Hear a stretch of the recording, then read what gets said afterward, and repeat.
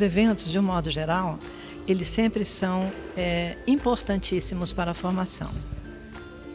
Muito embora muitos acadêmicos não acreditem que ele possa formar, mas ele sempre traz novidades, ele traz pessoas que não estão constantemente no nosso meio de formação. Então, ouvir essas pessoas e ter a oportunidade de intercambiar informações é a coisa mais interessante que um evento pode proporcionar para nós. Quando a gente tem a oportunidade de participar, é até um momento em que a gente tem condições de encontrar os alunos, os ex-alunos, né? E até aqueles que ainda serão alunos, e a gente fazer uma amizade, conversar sobre aquilo que foi dito no evento, fazer uma avaliação do que foi importante para a gente, aquilo que foi menos importante, porque a gente nunca vai encontrar um evento que seja totalmente importante para a gente. Tem coisas que são mais, então tem coisas que te acrescentam em termos de conhecimento de mundo, que para um leitor, para a formação e leitura, é o que tem de mais importante. Então, é sempre aconselhável, né, para todos aqueles que estão em formação e para nós que já estamos formados, estamos oferecendo formação, estar presente nos eventos, trazer os trabalhos, falar sobre eles, para que a gente possa dar visibilidade, porque muitas vezes é apenas no evento que a gente tem a possibilidade de mostrar uma pesquisa de doutorado, uma pesquisa de mestrado, uma pesquisa de TCC, e às vezes pesquisas singelas que representam muito para a formação de muitos acadêmicos, estando eles nas licenciaturas ou não. A literatura infanto-juvenil afro-brasileira, identidade e memória.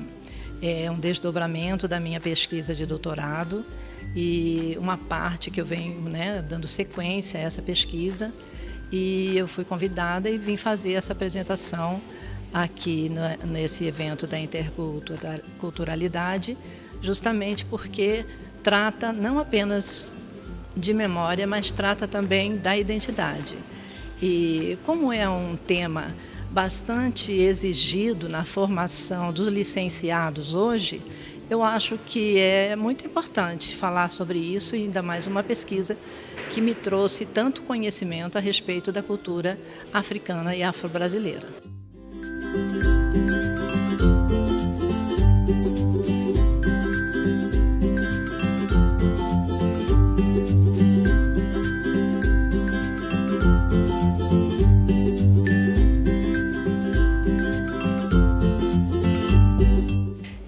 O tema, que nós estamos abordando, ele é bem amplo, apesar de estar delimitado na escrita feminina, mas é latino-americana.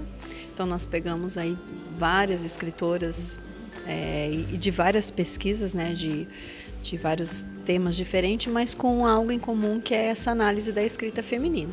Então, misturar o acadêmico da graduação com o da pós-mestrado, os doutorandos, onde haja esse intercâmbio da pesquisa e que se possa contribuir para principalmente os acadêmicos da graduação que estão pensando no TCC, nas suas monografias, nos seus artigos. Então é extremamente importante, principalmente essa troca mesmo entre todos os níveis aí que a gente tem na graduação até o doutorado.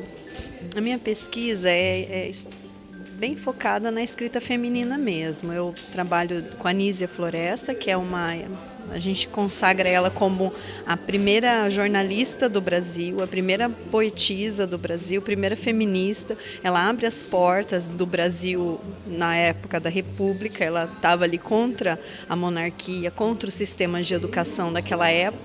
Então, ela vem abrindo as portas da escrita feminina da mulher contemporânea brasileira. Então, eu faço essa abordagem aqui no evento. Eu trago ela e a Adélia Prado. A Adélia Prado é a nossa atualidade, então eu faço essa ponte entre as semelhanças entre as duas. Na minha pesquisa, eu ainda vou costurar com mais duas outras escritoras, que é a Helena Collodi e a Cecília Meireles. As quatro que elas têm em comum é esse viés voltado para a questão de gênero, a questão da literatura, da poesia voltada para a educação.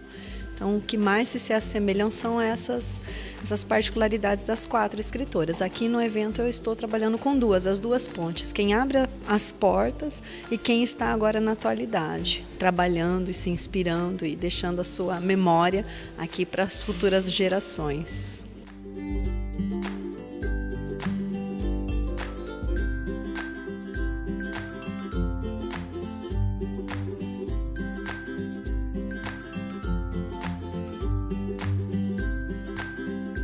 Eu apresentei uma reflexão sobre a relação da as narrativas literárias e as narrativas etnográficas, e eu tentei mostrar como que essa reflexão no interior da antropologia sobre a etnografia, a relação do observador e do observado, também acontece na narrativa literária, pensando o escritor e o leitor, e trouxe uma maneira de pensar isso hoje para além da cultura que um autor chamado Gumbrich diz, além da cultura do sentido. Pensar a narrativa literária, pensar a literatura, né?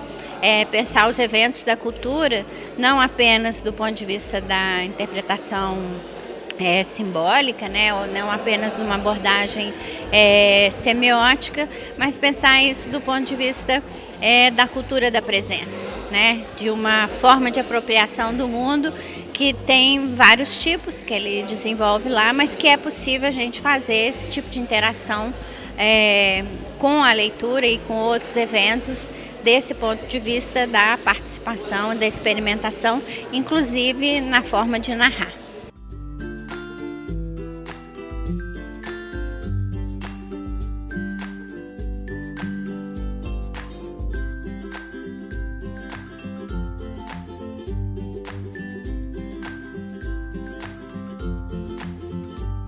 O debate hoje à tarde, no primeiro horário, foi um debate sobre literatura escrita feminina e voz da resistência.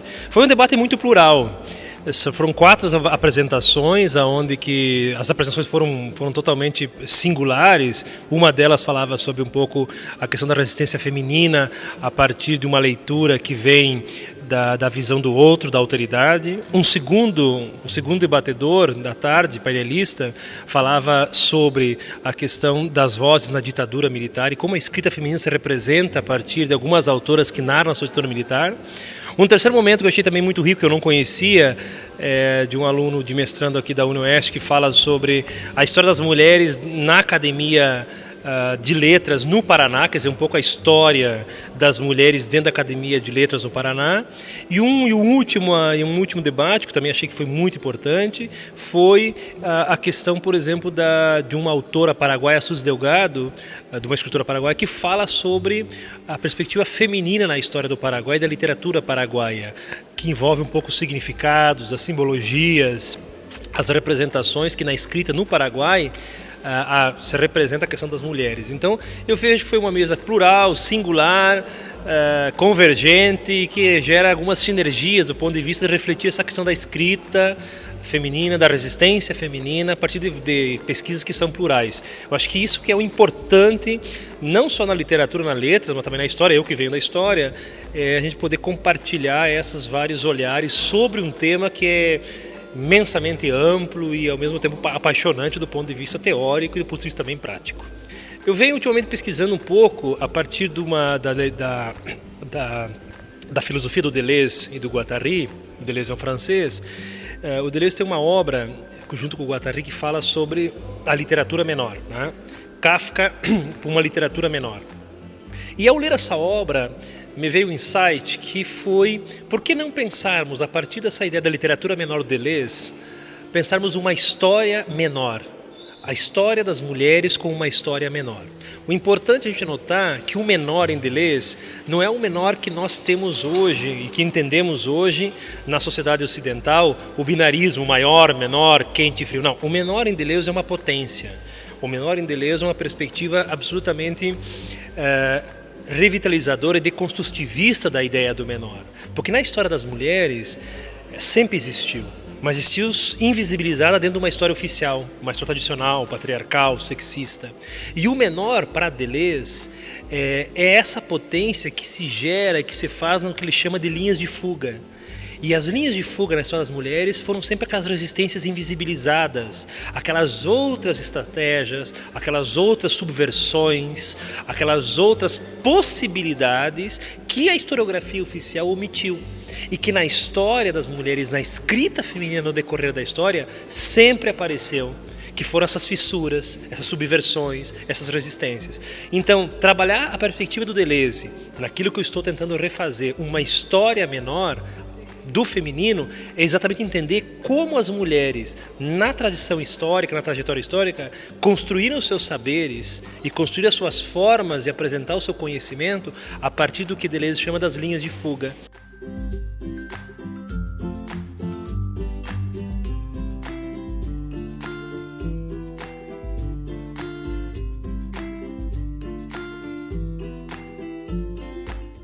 Este livro, Literatura e Relações de Gênero, Vozes Femininas nas Américas e Outras Fronteiras, a gente começou a pensar desde 2013, quando a professora Encarnação veio ao Brasil, para o UFGD, a Universidade Federal da Grande Dourados, e aqui para a UniOeste, fazer um trabalho sobre mulheres.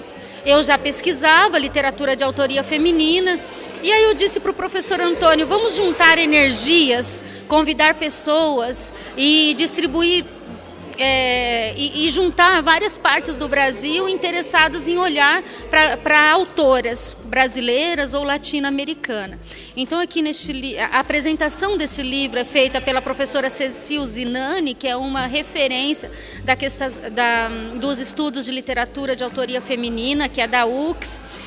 E temos pessoas do Rio Grande do Sul, do Mato Grosso do Sul, de São Paulo, do Rio de Janeiro, do Peru, da Espanha, e cada uma dando seu olhar para distintas autoras da literatura ou latino-americana ou mesmo europeia. A grande regra desse livro era que fosse análise de escritoras.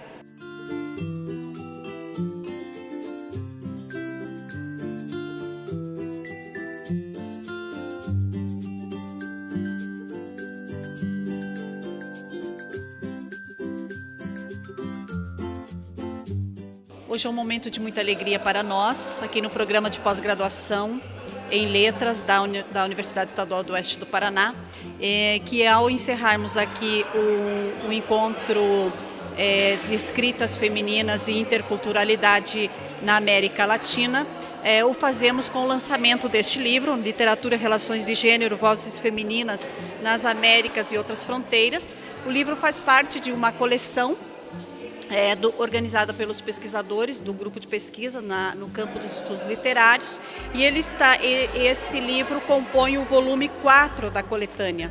Né? A coletânea é temática, a cada ano o grupo de pesquisa elege uma temática sobre a qual são convidados pesquisadores de diferentes instituições em torno daquele tema selecionado, e esses capítulos então passam depois pela discussão no grupo de pesquisa para uma publicação qualitativa. Aqui fazemos referência especificamente à integração dos grupos Confluências da Ficção, História e Memória na Literatura e nas Diversas Linguagens, e o grupo Poéticas do Imaginário e Memória, né, juntamente com o núcleo de pesquisas de literatura e cultura organizado no UFGD pela professora Alexandra. Né? E queremos também registrar aqui que há uma homenagem nesse livro para a professora Zaide Lupinassi Musarti, uma in memoriam. Né? A professora veio a falecer depois da organização do livro, então nós fazemos também uma memória especial a essa professora aqui. E o livro sai com uma qualidade da editora, né, da EduUniOeste, a quem também nós agradecemos, a professora Aparecida Feola Sela, diretora da nossa editora, com a qualidade que o livro chega às nossas mãos.